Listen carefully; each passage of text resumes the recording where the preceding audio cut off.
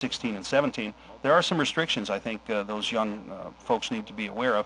If you're in driver's education, you may learn about them. However, if you're 16 and 17 and already have your license, there's some things you need to know. Number one, cell phone use while driving is going to be prohibited after January 1st, except in the case of an emergency, to contact specifically a law enforcement agency. And I don't think it's going to do any good that you just say, well, this is an emergency, and you're calling about a friend's DVD party that you're going to. I mean, you have to be specifically contacting someone in the law enforcement agencies. Also, nighttime driving restrictions will be changed. Instead of 11 o'clock during the week, it's going to be 10 for restrictions, 10 p.m. to 6 a.m.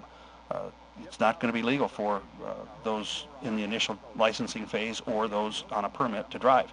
Friday and Saturday, instead of midnight, it's going to be 11 p.m. So I think it's important that you pay attention to that, because you have to have a conviction-free driving record 6 months prior to turning 18 in order to get to the final phase, which is the one you want to get to, and that's the full licensing phase. And it's important that everybody become aware of those so they don't get themselves in a situation that they're going to regret when they get to that full licensing part. Well, and I know parents now are going to have a little easier time checking up on their kids, too. Yeah, effective January 1st of 08, there is a parental access to teen driving records that goes into effect, and that allows parents to view their teen, and that's under 18 driving record, free through the Secretary of State website. And let me give you that site. It's www.cyberdriveillinois.com. And if you go there, you can get details about any of these restrictions, these new laws, plus learn how to navigate if you're a parent so that you can begin to check up on your teens driving. Well, I know there's another one out there as far as punishing teens a little bit harder when they're caught drinking.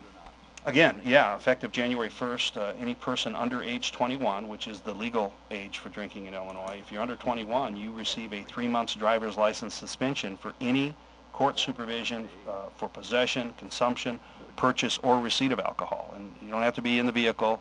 If you're under 21 and you're going to lose your license for 3 months. You know, I know it's true for Roger as well. Every once in a while we will get calls from constituents who will hear about a new statute such as this, or maybe have a child who got into some trouble and is now experiencing the ramifications of these tougher penalties, and will tell us they think that the state's gone overboard with these matters, and we appreciate that. And they'll also, the theme usually of that call will be, this should be a matter of personal responsibility, and that's absolutely true. But one of the parts of personal responsibility is being aware of the potentially serious ramifications or harsh penalties, and therefore making sure your behavior is such that you won't have to encounter those. And so we hope that rather than having a bunch of young drivers or young people who are about to be drivers have to go through the penalties that Roger's talking about here, that word gets out so they understand going in that I need to be careful, I need to be safe, I need to act responsibly so I don't have a problem with the law. Yeah, and I think there's some reasonableness that's been added.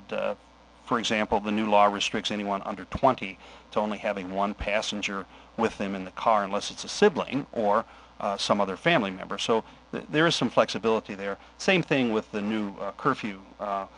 If you're driving to or from employment or school-sanctioned activities outside of those restriction times, as long as you have something that shows that that's where you're going and that's what you're doing, and listen up, teenagers, you're in direct route from those activities, there are some reasonable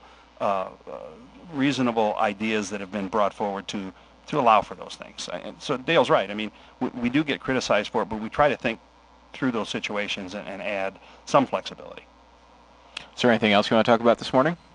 That's it. Oh, why don't you again, just so people know how to contact you, go ahead and give out your phone numbers again. My district office is in Hudsonville, 618-563-4128.